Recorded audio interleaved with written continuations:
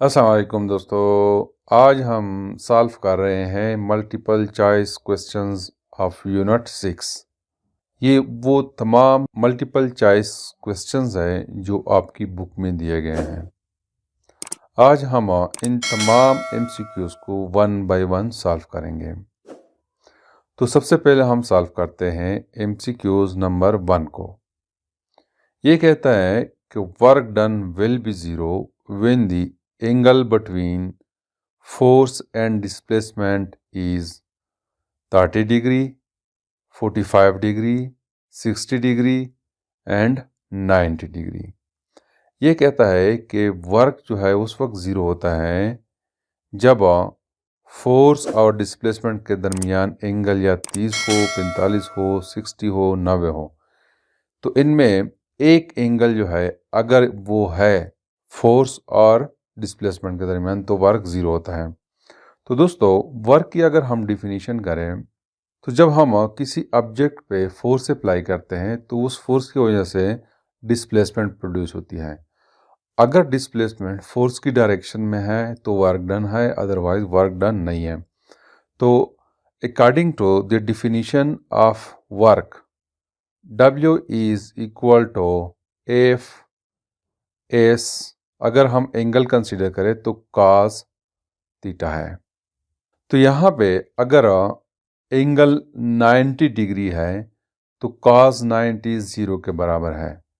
तो लिहाजा हम कहते हैं कि वर्क उस वक्त ज़ीरो हो जब एंगल 90 डिग्री हो।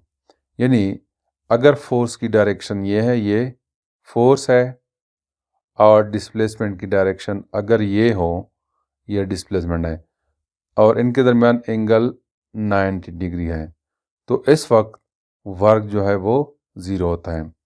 तो लिहाजा यहाँ पे करेक्ट ऑप्शन जो है वो डी है, 90 degree. MCQ number 2 says that 30 Newton force is exerted and the trolley moves a distance of 5 meter in the direction of force. The work done is 6 joule, 25 joule, 150 joule and 0.17। ये कहता है कि एक trolley है, उस पे 30 Newton का force apply करते हैं और ये ट्रॉली 5 मीटर का डिस्टेंस फोर्स की डायरेक्शन में अप्लाई करती है। तो उस पे वर्क डन कितना होता है। मैं सपोज करता हूँ कि ये ट्रॉली है, ये ट्रॉली है, इस ट्रॉली पे फोर्स अप्लाई किया जाता है इस डायरेक्शन में। कितना फोर्स? 30 न्यूटन का फोर्स। तो फोर्स अप्लाई करने के बाद ये ट्रॉली डिस्टेंस तय करती है 5 मीटर। तो हमसे कहता है कि वर्क डन कितना है।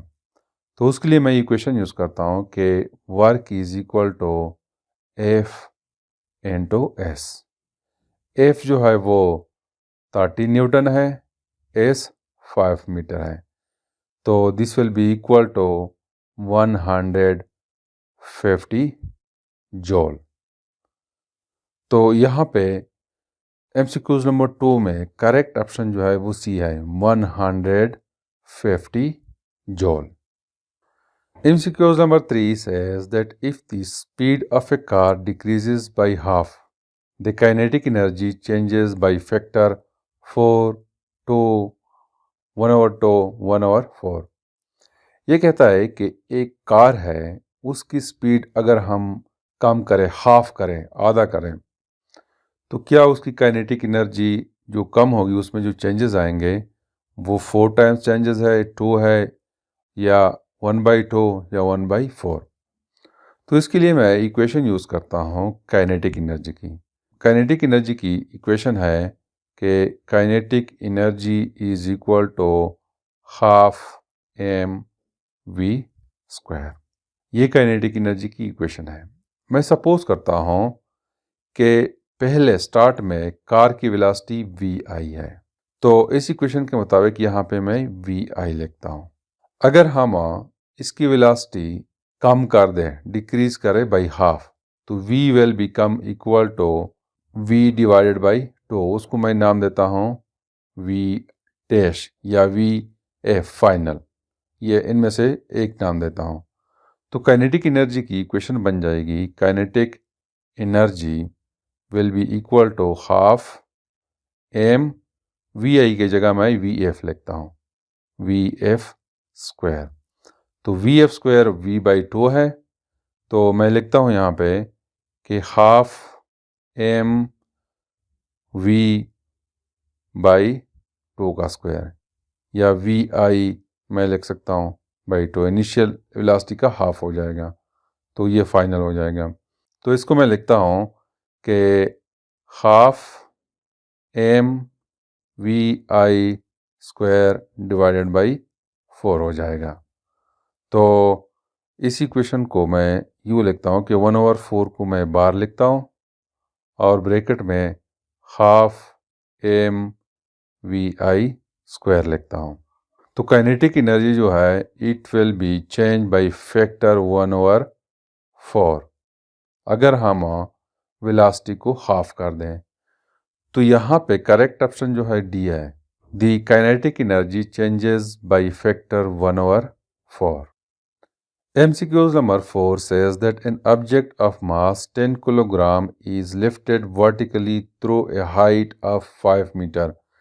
The gravitational potential energy gained by the is 0.5 joule, 2 joule, 50 joule and 490 joule.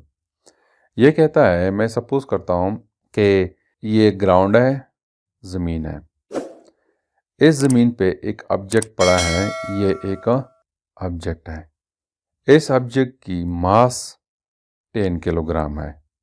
इस 10 किलोग्राम मास को लेके जाते हैं 5 मीटर के फासले पर, मैं कहता हूँ यहाँ पे ले आते हैं। तो यहाँ से लेकर यहाँ तक जो डिस्टेंस है, हाइट जो है it is equal to 5 metre. तो जब इस ऑब्जेक्ट को यहाँ से यहाँ तक ले आते हैं तो यहाँ पे इस ऑब्जेक्ट में ग्रेविटेशनल पोटेंशियल एनर्जी प्रोड्यूस होती है, उसको हमने फाइंड आउट करना है। तो दोस्तों ग्रेविटेशनल पोटेंशियल एनर्जी के लिए हमारे पास इक्वेशन है कि potential energy is equal to m g h. यहाँ पे एम हमें दिया गया है 10 किलोग्राम है, जी की वैल्यू कांस्टेंट है वो 9.8 मीटर पर सेकेंड स्क्वायर है और हाइट 5 मीटर है। तो इन तमाम वैल्यूज़ को जब हम कैलकुलेटर के थ्रू मल्टीप्लाई करेंगे आपस में, तो पोटेंशियल एनर्जी की वैल्यू हमारे पास आ जाएगी 490 जॉल। तो यहाँ पे करेक्ट ऑप्शन जो है वो डी है, 490 जॉल। MCQ number 5 says that if a petrol engine does 20 joule of useful work for every 100 joule of energy supplied to it, then its efficiency is 80%, 60%, 40%, 20%। ये कहता है कि एक पेट्रोल इंजन है, उस पेट्रोल इंजन को एनर्जी दी जाती है, उस एनर्जी को इनपुट एनर्जी कहते हैं। वो इनपुट एनर्जी 100 जूल है। तो ये पेट्रोल इंजन 100 जूल में से 20 जूल एनर्जी यूज़फुल वर्क में कन्वर्ट करता है, उसको आउटपुट एनर्जी कहते हैं। तो 20 जूल यूज़फुल वर्क में कंप्लीट करता है। तो इस पेट्रोल इंजन की एफिशिएंसी कितनी होगी? तो दोस्तों एफिशिएंसी के लिए हमारे पास इक्वेशन है, efficiency is equal to e naught ratio between output energy into input energy multiplied by 100, अगर हम परसेंटेज में इसको फाइंड आउट करना चाहें। तो यहाँ पे हम वैल्यूज पुट करते हैं, आउटपुट जो है वो 20 है, इनपुट 100 है और यहाँ पे 100 है परसेंटेज। तो ये और ये कैंसिल हो जाएंगे, तो efficiency will be equal to 20%। मतलब यह है कि पेट्रोल इंजन को जब 100 जूल एनर्जी दी जाती है और वो पेट्रोल इंजन 100 जूल एनर्जी में से सिर्फ 20 जूल एनर्जी यूज़फुल काम में तब्दील करता है, बाकी ज़ाया हो जाती हैं, तो उसकी एफिशिएंसी 20% होती है। तो यहाँ पे करेक्ट ऑप्शन जो है वो डी है, 20%। MCQ number 6 says that kilowatt hour is unit for energy, power, efficiency, none. ये कहता है कि किलोवाट जो है ये एनर्जी की यूनिट है, या पावर की है, या एफिशिएंसी की है, या इनमें से कोई नहीं है। तो दोस्तों यहाँ पे करेक्ट ऑप्शन जो है वो एनर्जी है। किलोवाट आवर एनर्जी की यूनिट है।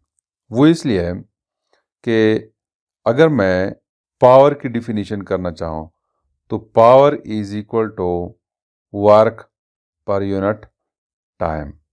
यहाँ पे इस वर्क की जगह हम एनर्जी भी लिख सकते हैं कि एनर्जी पर यूनिट टाइम।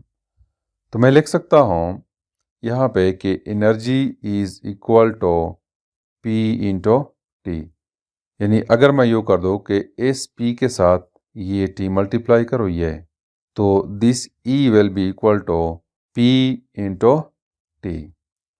तो इस इक्वेशन में अगर हम यूनिट लगा लें, पावर की यूनिट जो है वो किलोवाट है या वाट है। यहाँ पे चूंकि हमें यूनिट किलोवाट दिए गए हैं तो पावर की यूनिट किलोवाट है, और टाइम की यूनिट आवर है या सेकंड, चूंकि यहाँ पे आवर दिया गया है तो हम एच लगाते हैं।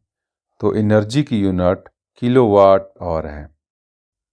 MCQs number 7 says that 1 horsepower is equal to 476 watt, 550 watt, 746 watt and 1 foot pound पर सेकेंड। ये कहता है कि हॉर्स पावर इनमें से किसके बराबर है। तो इसका करेक्ट ऑप्शन जो है वो सी है। 1 horsepower is equal to 746 watt. ये आपकी बुक में ये वैल्यू दी गई है। तो जब आप पावर पढ़ते हैं अपनी बुक में, वहाँ पे ये वैल्यू दी गई है कि 1 horsepower is equal to 746 watt. MCQ number 8 says that Hera weighing 500 Newton takes 90 seconds to reach the top of hill meter high. Her average muscle power is 2500 watt, 100 watt, 32.8 watt, 3.24 वाट। ये कहता है कि हीरा जो है उसकी wait 500 Newton है, वो पहाड़ के टॉप पे पहुंचती है जो कि वो 18 मीटर हाइट पे है, और 90 सेकंड में पहुंचती है, तो उसकी पावर कितनी होगी। तो इसके लिए मैं सपोज करता हूँ कि लेट्स सपोज ये एक पहाड़ है, ये उसकी टॉप है, ये टॉप है। ये टॉप यहाँ से ज़मीन से 18 मीटर के हाइट पे है, यानी 18 मीटर यहाँ से यहाँ तक डिस्टेंस 18 मीटर है, यानी हाइट 18 मीटर है। तो वो यहाँ से यहाँ तक 90 सेकंड में पहुँचती है, तो इसकी पावर कितनी होगी। तो यहाँ पे सबसे पहले मैं लिखता हूँ वेट, जो वेट दिया गया है वो इक्वल है 500 न्यूटन, और हाइट दिया गया है 18 मीटर, टाइम दिया गया है 90 सेकेंड्स। तो हमने फाइंड आउट करना है पावर, पावर को हमने फाइंड आउट करना है। तो इसके लिए मैं डिफिनीशन यूज़ करता हूँ पावर की, इक्वेशन यूज़ करता हूँ पावर की, कि power is equal to work per unit time. Work जो है ये इक्वल है एफ डी के या एफ एस, तो F S divided by T. यहाँ पे एफ की जगह वेट है तो मैं वेट लिखता हूँ, एस की जगह हाइट है एच, और टाइम है। तो मैं दोबारा लिखता हूँ कि power is equal to weight height divided by time. तो यहाँ पे हम वैल्यूज़ पुट करते हैं।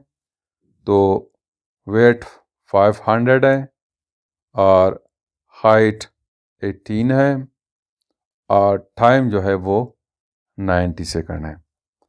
हम क्या करते हैं कि ये 518 को आपस में मल्टीप्लाई करते हैं, मल्टीप्लाई करने के बाद 90 पे डिवाइड करते हैं। तो P जो है हमारे पास आ जाएगी 100 वाट।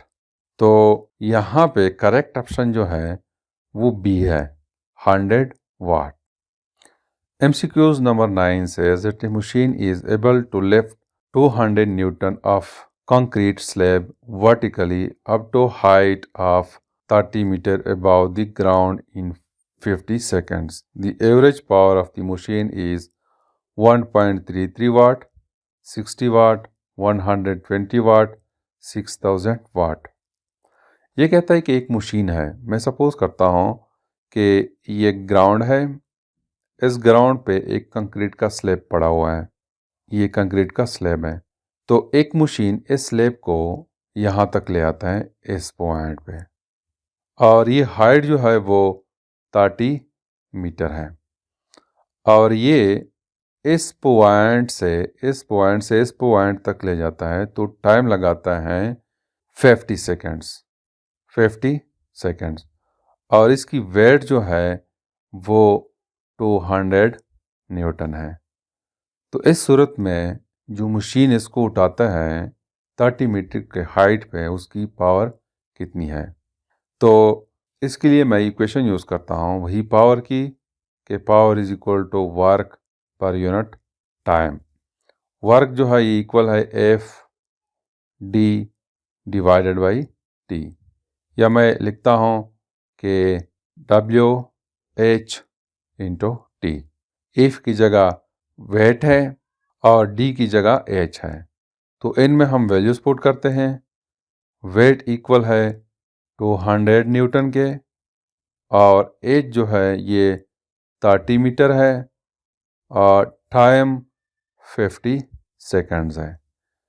तो यहाँ से हमारे पास वैल्यू आएगी, जब हम इसको मल्टीप्लाई करेंगे और 50 पे डिवाइड करेंगे तो हमारे पास वैल्यू आएगी 120 वाट।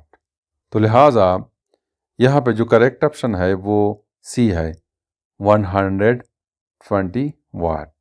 तो ये हमारे सॉल्व हो गए multiple choice questions of unit 6। Thank you.